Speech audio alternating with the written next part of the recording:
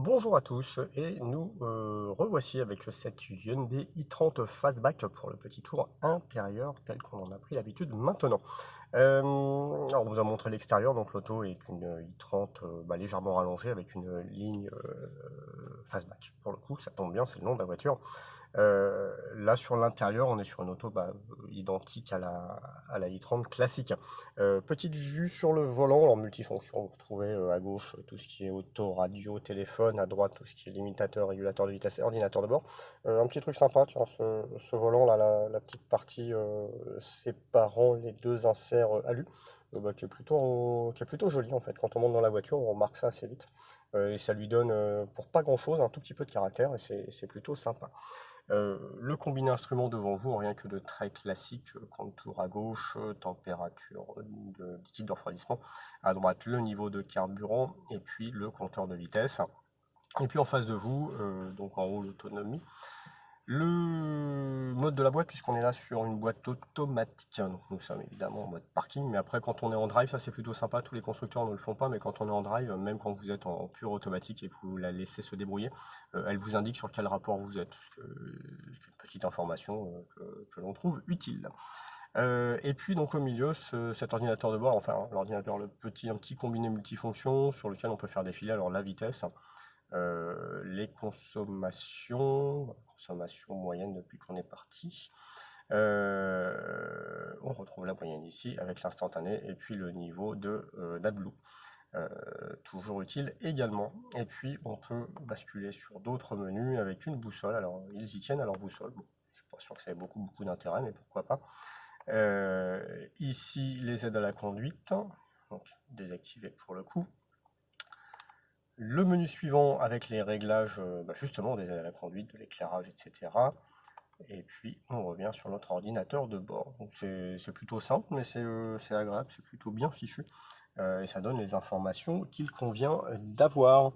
Hop, ici on retrouve justement la possibilité de désactiver certaines aides à la conduite telles que l'ESP, l'indicateur d'angle mort et puis de maintien dans la file. Ici, une contreporte tout à fait classique. On a les sièges électriques ici avec les mémoires, les réglages de rétroviseur, de vitres, etc. La finition n'est pas exceptionnelle. On a notamment quelques plastiques durs au niveau du tableau de bord. On va vous montrer ça. Mais sur le contreporte, c'est correct. Et puis bon, c'est en adéquation avec cette voiture grand public et à tarif relativement contenu. Ici, des commandes de clim directes. Ça, c'est bien. De plus en plus de constructeurs nous les intègrent sur la tablette, ce qui est parfois un peu pénible pour modifier d'un demi-degré. On est obligé de passer par la tablette. Là, on a une commande directe, donc c'est plutôt bien joué. Le levier de vitesse automatique, pas de souci. On a sur cette version les sièges chauffants et ventilés bien agréables, le volant chauffant, bref, tout ce qu'il faut. Puis le drive mode aussi, qui va nous permettre de basculer soit en mode sport, en mode normal ou en mode économique. Ce qui modifie grandement le fonctionnement de l'ensemble moteur-boîte. Ça se fait effectivement beaucoup plus dynamique en sport qu'en normal. Et puis en économique, alors là, ça vous maintient la vitesse au maximum, le rapport engagé, le rapport le plus élevé, en jouant plus sur le coup. Voilà, en tout cas, c'est bien différencié, donc c'est pas mal. Ici, des petits réglages avec l'auto-hold, et puis, pas des réglages, des petits rangements, pardon, avec l'auto-hold et le frein de parking. Un petit rangement là en dessous la coudoir, et puis on a un autre rangement ici, hop, où on peut mettre également le téléphone avec recharge à induction, et puis les prises auxiliaires USB, etc.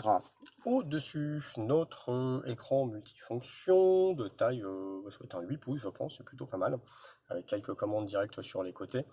L'écran est plutôt rapide, le système est plutôt rapide. Ici, vous allez retrouver tous vos réglages de radio, de médias, de téléphone, de navigation. Ici, le guide d'utilisateur, c'est toujours en ligne sur la voiture. Le paramétrage de son menu personnalisé et puis le paramétrage tout court de la voiture avec les réglages de navigation, de son. Hop. Ici, un petit égaliseur, 3 bandes. Le système d'ailleurs d'origine fonctionne vraiment bien. On a été assez agréablement surpris. On avait eu une auto avec un système haut de gamme JBL, alors qui marche très bien, mais finalement celui-ci se débrouille pas mal du tout. Donc c'est plutôt une bonne pioche, pas forcément la peine d'aller chercher dans le catalogue des options pour avoir un son correct sur cette voiture. Voilà, une petite vue d'ensemble ici. Donc voilà, c'est pas très, c'est pas forcément original, c'est pas le but de cette voiture, mais ça reste très très sérieux. Il est loin le temps des coréennes un petit peu faites avec des bouts de plastique récupérés à droite à gauche. Là, on est sur quelque chose de vraiment cohérent et de très sérieux. Alors, si un petit point de détail, hop, on a sur cette auto. Alors un toit spécifié panoramique, qui est pas vraiment panoramique, c'est un grand toit ouvrant, mais c'est pas un toit panoramique, il prend pas toute la longueur du toit. Il en reste néanmoins très agréable. Voilà pour ce tour intérieur du propriétaire dans cette Hyundai i30 Fastback. L'essai à retrouver sur www.drivemotion.fr.